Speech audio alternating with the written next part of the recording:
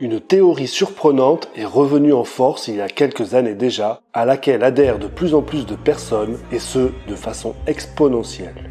La théorie de la Terre plane. En 2020, ça peut paraître fou, même stupide, vous allez me dire. Et c'est d'ailleurs ce que j'ai moi-même pensé lorsque j'ai entendu parler de ce sujet la première fois. Car, depuis que je sais parler et lire, je sais que la Terre est une sphère. Tout le monde le sait. Enfin, c'est ce que j'ai appris, ce que tout le monde a appris, ce que tous les livres d'école enseignent à tous les enfants dès le plus jeune âge, dans toutes les écoles du monde, jusqu'aux universités de tous les pays dits civilisés. C'est ce que nous montre aussi la télévision, les médias, la NASA et tous les satellites actuels. Mais la Terre est-elle vraiment telle qu'on nous la montre? Ou est-elle plate, cubique, creuse, pyramidale, sous un dôme ou bien en forme de tortue comme dans certaines légendes anciennes? J'ai donc voulu en avoir le cœur net. En bref, me forger un avis personnel et une analyse plus complète sur ce sujet. Et je suis resté littéralement scotché en découvrant toutes les informations et les documents que vous allez découvrir dans cette vidéo. 1000 questions ont jailli depuis. Commençons donc par le début. J'ai commencé par chercher des photos et vidéos officielles de notre planète, la Terre. Avec les centaines de satellites, de télescopes, de sondes dans l'espace ou la station ISS, sans compter les nombreuses missions Apollo, je me suis dit que rien ne pouvait être plus simple. Dès le début de mes recherches, cela prend une drôle de tournure avec une première anomalie. Je pensais trouver des milliers de photos et vidéos de la Terre en vue complète, grâce à Google, et pourtant, il y en a en réalité très peu. Étrange. Je teste avec plusieurs langues, différents mots-clés. Cela ne change rien. Presque aucune photo de la Terre en vue globale. Quelques rares et identiques photos partout. Sur Wikipédia, à la NASA, dans les livres, sur le net. Le cliché le plus répandu date même de 1972. Cliché pris par la NASA, bien évidemment, lors de la mission Apollo 17.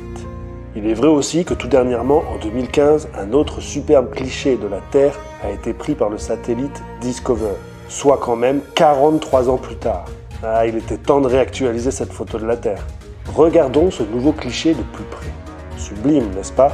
Effectivement, mais de plus près, cela devient un peu troublant. En contrastant légèrement et en pivotant à 180 degrés, on peut voir apparaître ceci. Vérifiez par vous-même, caché à la vue de tous. Cela ne vous rappelle rien comme message subliminal? C'est le point de départ d'une réelle investigation. J'avais trouvé ça vraiment invraisemblable, et pourtant, ce qui m'attendait allait être encore bien pire. Première question, pourquoi, avec tous les moyens techniques actuels, alors que 7 milliards d'humains attendent une vraie photo en qualité HD depuis 1972, envoyer une sonde à 1 600 000 km de la Terre pour prendre une vraie photo de la Grande Bleue en qualité soi-disant HD? Oui, 1 600 000 km de la Terre. Pourquoi? Il est censé y avoir des milliers de satellites, de surveillance, de météorologie, de cartographie, dont des géostationnaires à 36 000 km en orbite ou encore l'ISS à 400 km d'altitude. Alors pourquoi nous présenter ce photomontage avec ce mot sexe inscrit dans les nuages? Incompréhensible. Je me devais d'en apprendre davantage. Il faut savoir que la NASA et certainement la zone 51 furent initiés avec l'aide de Wernher von Braun, le concepteur des fameuses fusées V1 et V2 de la Seconde Guerre mondiale. Mais aussi et surtout avec un soutien et une collaboration très étroite avec Monsieur Walt Disney. Et un lien très proche va se créer entre eux, jusqu'à faire des films ensemble. Gardez bien cela à l'esprit, vous saisirez toute l'étendue du mensonge. Revoyons alors l'ancien cliché de 1972 et examinons-le lui aussi. Vous ne remarquez rien? C'est également un photomontage. Mais là, ils y sont allés à fond. Remarquez qu'on ne voit aucune étoile, et cela sur aucun cliché soi-disant réel. Dommage et étrange. Mais je me trompe peut-être. Regardons alors plutôt des vidéos, des enregistrements, des films tournés en live, donc en vrai, tout cela sorti des archives de la NASA. Superbe, n'est-ce pas? Mais ne remarquez-vous rien non plus? Ils ne doivent sûrement pas être gênés par les nuages dans l'espace. Et pourtant, toujours pas d'étoiles en fond. De même pour les océans, jamais de vagues ou de houle, et la mer a la même couleur. Partout d'un beau bleu clair marbré. quelle que soit la profondeur du fond marin. Aucun satellite ne passe jamais dans le champ de vision des photos. Aucun débris visible non plus. Parmi les milliers d'objets référencés en orbite, comment jamais aucun objet ne peut être visible sur les photos? Bizarre quand même, vous ne trouvez pas? Autre détail important qui témoigne du mensonge évident des vidéos effectuées par la NASA, officiellement, de là à là, c'est la moitié de la Terre, soit environ 20 000 km à l'équateur et en 12 heures de rotation. Alors, ne remarquez-vous pas que tous les nuages suivent exactement la vitesse de rotation de la Terre en restant exactement au-dessus de leur emplacement terrestre pendant 12 heures d'affilée sans changer de forme ni de position les uns par rapport aux autres sur l'ensemble de la planète? Les nuages n'ont jamais réagi ainsi. Quelque chose ne tourne réellement pas rond. Donc, jusque-là, sur aucune photo ou vidéo officielle, on ne voit ni étoiles, ni satellites, ni débris spatiaux, aucun reflet marin de vagues, de houle, de profondeur d'océan, pas de nuages en mouvement, de dynamique des fluides. Que croire sur la véracité de ces images, qui semblent bien toutes faites par infographie? Rien n'est donc réel, tout est donc faux. Mais il y a bien le satellite GPS, vous me direz. On s'en sert tous les jours ici sur Terre. Et c'est là que le doute continue. D'après les dernières investigations sur le fonctionnement réel du système GPS, il semblerait bien qu'il soit de nature terrestre et non pas satellite. Oui, des relais terrestres. Ce ne serait qu'une émulation ou amélioration d'un ancien système de relais terrestres appelé programme LORAN. Cela explique-t-il le fait que l'on n'en voit aucun? Mais tous les satellites météo alors, ceux-là ils existent réellement? Ah bon, pas si sûr. Ou pas tous en tout cas. J'ai cherché des images météo vues par satellite en images réelles, des nuages, des tornades vues par satellite en temps réel, au journal météo. J'ai pas trouvé. Seulement des images et vidéos retouchées par infographie. Donc là aussi tout semble faux. Ou dirais-je peut-être plutôt dissimulé à nos yeux et à notre conscience. Gardez ces éléments à l'esprit, nous y reviendrons un peu plus loin. Alors, la Terre est-elle plate? Je ne saurais vraiment pas le dire maintenant, mais je sais en tout cas ce qu'elle ne peut pas être sur ces images.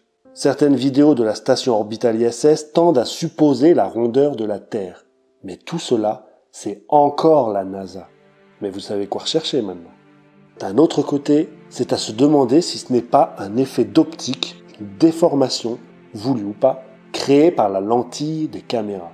Regardez, ceci par exemple. Une vidéo d'une caméra GoPro fixée sur une fusée roquette qui monte à une centaine de kilomètres de haut environ. Pour info, la station ISS est en orbite à 400 km en moyenne. Regardez bien maintenant. Un coup, la Terre est bien ronde. Un coup, la Terre est creuse ou concave, même très concave, je trouve. C'est selon la rotation de l'objectif et le passage dans les angles des capteurs de caméra et d'optique. Étonnant. Alors, norme des lentilles mondiales qui déforment et arrondissent le point infini dans les angles ou les bords?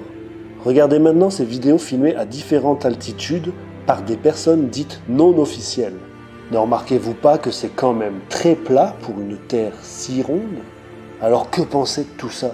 Cela veut-il dire qu'on peut nous faire croire à toutes les formes possibles? Mais le plus étrange, c'est que les autorités spatiales nous cachent la simple vue de la Terre dans son aspect dit normal et naturel, et ce depuis des dizaines d'années. Cela prouve-t-il que la Terre soit plate? Pas du tout. On est bien d'accord. Cela témoigne par contre qu'on nous ment au-delà de la raison. Que cache-t-il? Que le budget spatial, avec l'aide des studios Disney, au lieu de recherche et missions spatiales, ont créé le plus grand show télévisé au monde pour des milliers de dollars et investi le reste du budget dans l'armement secret? Souhaitons tous que non. Ce serait fou, n'est-ce pas? On oserait à peine y croire. Ou alors, se peut-il que la Terre ne soit pas si petite qu'on la montre à nos yeux et que des cartes dites non officielles seraient cachées à l'humanité? Pourtant, un doute surgit en regardant de près le logo de l'ONU.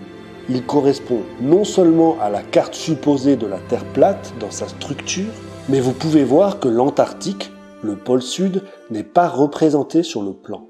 Bizarrement, les 2 palmes de laurier semblent le remplacer. Il semble même entourer presque complètement le reste de tous les pays connus. Est-ce un message, un leurre ou un symbole caché? Vit-on dans un enclos ou un dôme, encerclé par un monde qui nous est interdit? À chacun de nous de chercher de vraies réponses. Sachez aussi qu'il est interdit à tout avion, à tout bateau, de franchir le 60e parallèle sud, quelle qu'en soit la raison, hors dérogation rare, réservée exclusivement aux scientifiques, officiellement. Cela explique peut-être alors, en regardant la carte nommée Glisson, les trajets de 99% des avions du monde. Sachant qu'on ne peut franchir ce 60e parallèle, sachant que le système GPS est probablement sur Terre uniquement, en tout cas pour le grand public, sachant les trajectoires effectuées par les avions de ligne dans le monde, comment peut-on demander de tels trajets aux avions si la Terre est ronde alors que le chemin semble logique si elle est globalement plate? On comprend pourquoi les avions ne peuvent franchir la partie sud des océans en direct. Il y a de quoi se poser 1000 questions encore. Ça en est presque à regretter la théorie de la Terre tortue, car elle est à la fois presque plate et concave, et creuse aussi, et un peu ronde. Comment est donc la Terre au final? Je ne sais plus vraiment, j'avoue. Il est temps pour notre conscience, celle de l'humanité, pour le respect de la Terre et de la vie, de ne plus laisser de tels mensonges polluer l'esprit et la mémoire. Nous ne devons plus accepter qu'on nous abrutisse avec de tels moyens. Nous nous devons la vérité.